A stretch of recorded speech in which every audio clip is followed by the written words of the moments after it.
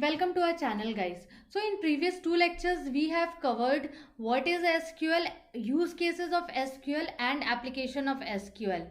Also we have covered SQL commands, but basic of SQL commands ही हमने सीखा था उसमें. अब हम जानते हैं कि SQL commands कैसे लिखते हैं, उसका सिंटैक्स क्या होता है.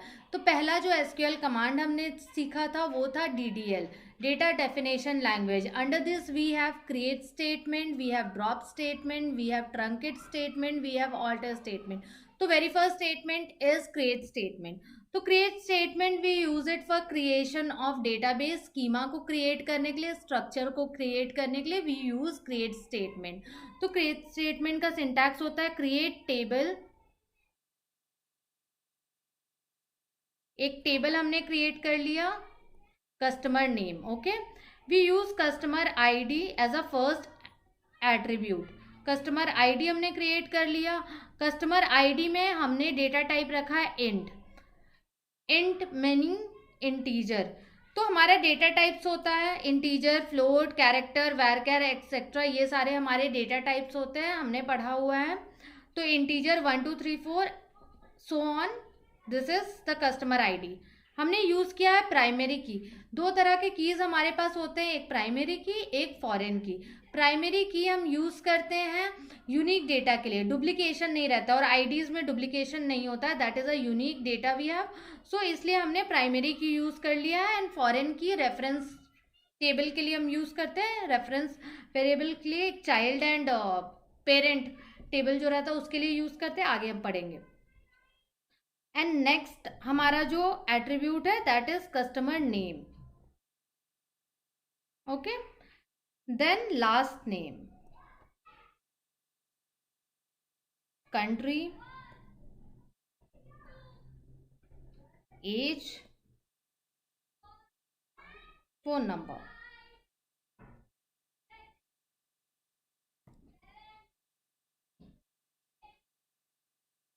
Sorry.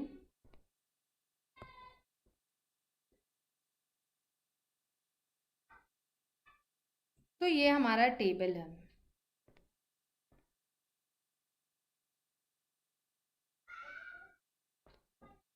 ओके, तो ये टेबल हमने क्रिएट कर लिया, या आप विजुअलाइज कर सकते हो.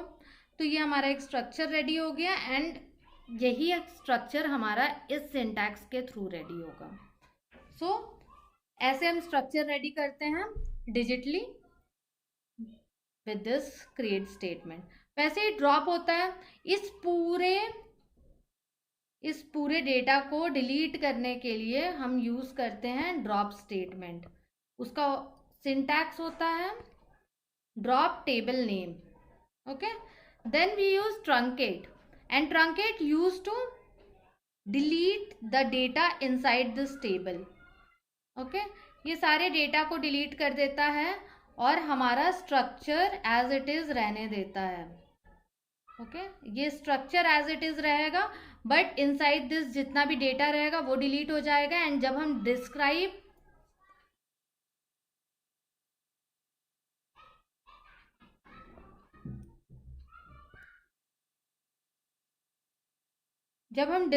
टेबल नेम लिखते हैं तो हमें पता चल जाएगा कि टेबल का हमारा जितना एट्रीब्यूट्स है वो हमें दिखेगा, हमें डेटा नहीं दिखेगा.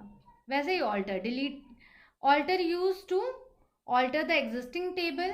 ओके, एग्जिस्टिंग टेबल को ऑल्टर करने के लिए, न्यू टेबल को ऑल्टर करने के लिए ये हम यूज करते हैं ऑल्टर स्टेटमेंट. नेक्स्ट हमारा जो कमांड है वो है DML.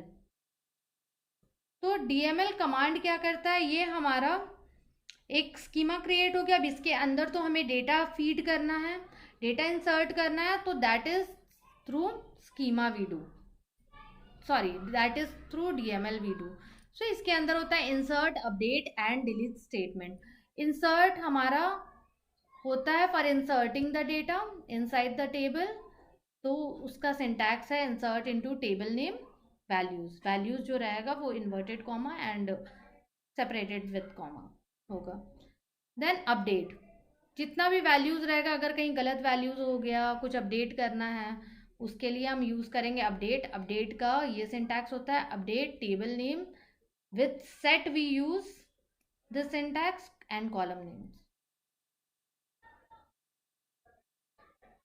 Then we use delete statement. Delete is basically to delete the specific column, specific values को डिलीट करने के लिए हम यूज करते हैं डिलीट स्टेटमेंट. डिलीट का सिंटैक्स है delete from table name and this where condition. Where condition में हम अपना कंडीशन लिखेंगे जिस भी चीज़ को हमें डिलीट करना है. ग्रांट. ग्रांट अगर किसी को प्रिविलेजेस देना है. एक सेंट्रलाइज डेटा होता है, एक एडमिन होता है, ओके, जिसके पास सारे एक्सेसेस रहते हैं. तो अगर किसी पर्सन को हमें कुछ भी प्रिविलेज देना है, so we will use grant statement. Grant जैसे कि किसी को देना है सेलेक्ट स्टेटमेंट का, इंसर्ट, डिलीट, अपडेट, ये सब का देना है. अगर प्रिविलेजेस एक्सेस तो हम यूज करेंगे ग्रांट.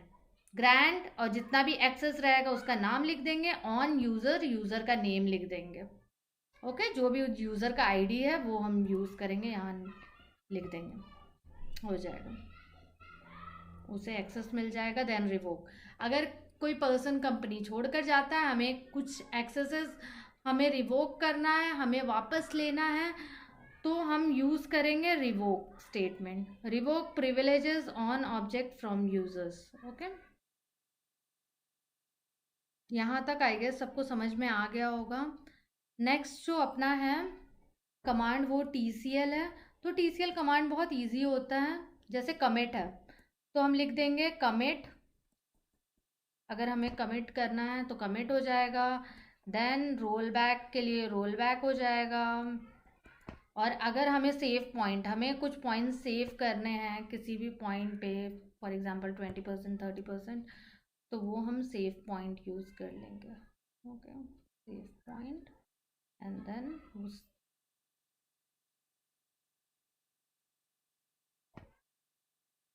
जिस भी पॉइंट पे हमें सेव करना है वो हम यहाँ मेंशन कर देंगे. Then select statement. Select statement we use to retrieve the data. Okay, हमें डेटा रिट्राइव करना है, उसके लिए हम सेलेक्ट स्टेटमेंट यूज करेंगे. तो इसका कमांड होता है सेलेक्ट. अगर हमें सारा जितना भी कॉलम है वो पूरा डेटा चाहिए तो एस्ट्रिक्स फ्रॉम टेबल नेम. और इसके बारे में इन डेप्थ सेलेक्ट स्टेटमेंट का भी कमांड्स होता है, उसके क्या यूज़ केसेस है, जितना भी सेलेक्ट स्टेटमेंट को कैसे हम डेटा रिट्राइव कर सकते हैं, उसमें क्या क्या कंडीशंस यूज़ कर सकते हैं, सारी चीज़ें हम नेक्स्ट वीडियो में कवर करेंगे. तब तक के लिए आप इस चीज़ का पूरा का स्क्रीनशॉट ले सकते हो. अगर कुछ डाउट्स रहे तो we can discuss on the next lecture. Thank you so much. Thank you.